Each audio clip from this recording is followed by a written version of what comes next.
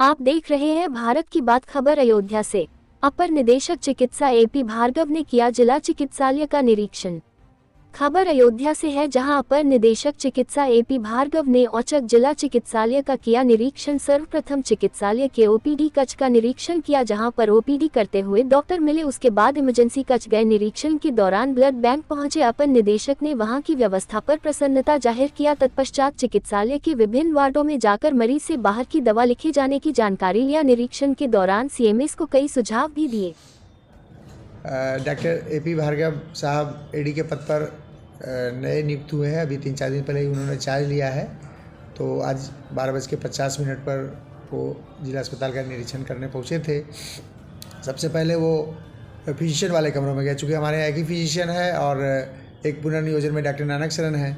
तो 14, 15, 16 कमरों में फिजिशियन से खुद जा करके मिले कि इस तरह के मरीज़ देखे जाते हैं, क्या समस्याएं आ रही है, एक्सरे सबका हो रहा है नहीं हो रहा है, दवाएं सब मिल रही है अस्पताल में।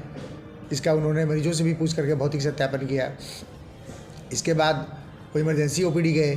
वहाँ इमरजेंसी में भी 1-2 मरीज़ लेटे हुए थे, उन लोगों से भी उनकी स्वास्थ्य के बारे में, इलाज के बारे में जानकारी प्राप्त किया। ईसीजी चल रहा है कि नहीं, मॉनिटर सब चल रहा है कि नहीं, ये उन्होंने खुद अपनी आंखों से देखा। इसके बाद वो ब्लड बैंक गए। ब्लड बैंक में कितने ब्लड इस समय है, तो 290 ब्लड बताया गया कि आज 17 तारीख को उपलब्ध है, 290 यूनिट। इसके बाद कहाँ ब्लड का रखरखाव होता है, ब्लड बैंक के इंचार्ज डॉक्टर फुजैल अंसारी साहब से पूछे कि भाई आपके यहाँ ब्लड बैंक में क्या क्या सुविधाएं हैं, यूज़र चार्जेस किस तरह के मरीजों को लेते हैं। तो उन्होंने बताया कि जो अस्पताल में भर्ती मरीज होते हैं उससे कुछ भी नहीं लेते हैं, बाहर के मरीजों से यूज़र चार्जेस जो सरकारी शुल्क है वो लिया जाता है। और डॉक्टर फुजैल अंसारी ये भी पूछे कि कहीं कोई असुविधा तो नहीं हो रही है। तो डॉक्टर फुजैल अंसारी बोले कि नहीं, सब ठीक है, कहीं कोई कमी नहीं है। और ब्लड बैंक की जो भी व्यवस्था है उससे एडी साहब काफ़ी संतुष्ट दिखे।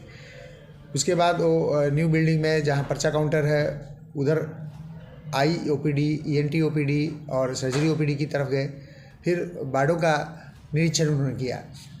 वार्डों के निरीक्षण में सबसे पहले ईएनटी वार्ड गए। ईएनटी वार्ड के ठीक सामने न्यू चाइल्ड वार्ड है, वहाँ भी गए। फिर फीमेल सर्जिकल वार्ड में जो आयुष्मान वार्ड है और सर्जिकल वार्ड है वहाँ भी गए। आयुष्मान वार्ड का रख रखाव से वो काफ़ी प्रसन्न दिखे। और आयुष्मान वार्ड के बाद आयुष्मान वार्ड में एक मरीज़ भी भर्ती थी जिसका 3 दिन पहले और हड्डी का ऑपरेशन हुआ था ऑर्थोपेडिक सर्जन के द्वारा। उनका हालचाल जाना, किसी किस्म की कोई दवा बाहर से नहीं लिखी जा रही है, ये मरीज़ ने खुद बताया। सिस्टर लोग ध्यान दे रही है, मरीज़ को आराम भी है, कोई परेशानी नहीं है, ये मरीज़ के अटेंडेंट ने कहा।